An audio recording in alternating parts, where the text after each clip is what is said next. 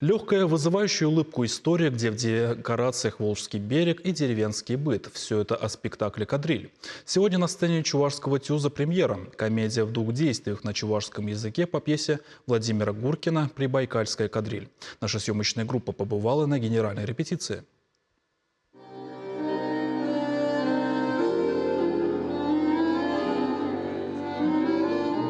Неспроста жанр спектакля называется комедия «Кадриль». В ритме танца одна смена сменяется другой. Эмоции героев заставляют зрителя с интересом погрузиться в сюжет постановки.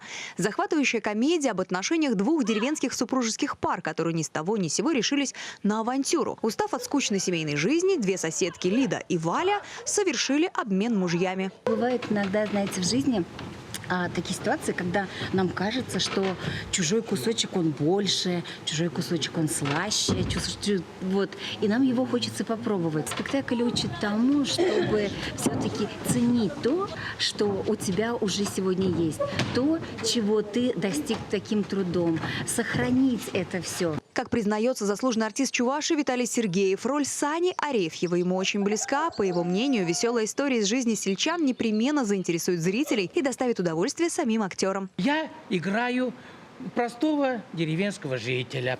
Герой не унывает.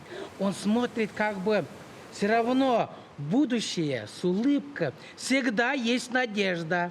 По словам режиссера-постановщика Байраса Ибрагимова, спектакль соединяет в себе юмор, песни и танцы и позволяет посмотреть с улыбкой на жизненные перипетии. Давно хотел сделать спектакль для взрослого зрителя, потому что все-таки у нас ТЮЗ и вечерние спектакли, в последнее время их стало очень мало.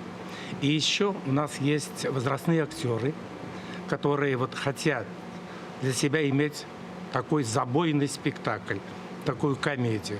Драматург Владимир Гуркин известен широкой публике благодаря кинофильму «Любовь и голуби». Артисты ТЮЗа уверены, что и спектакль на чувашском языке по пьесе «Прибайкальская кадриль» также запомнится зрителям. Следующий показ премьерной постановки состоится 9 ноября. Елена Михайлова, Диана Иванова, Екатерина Янгалакова. Вести Чувашия.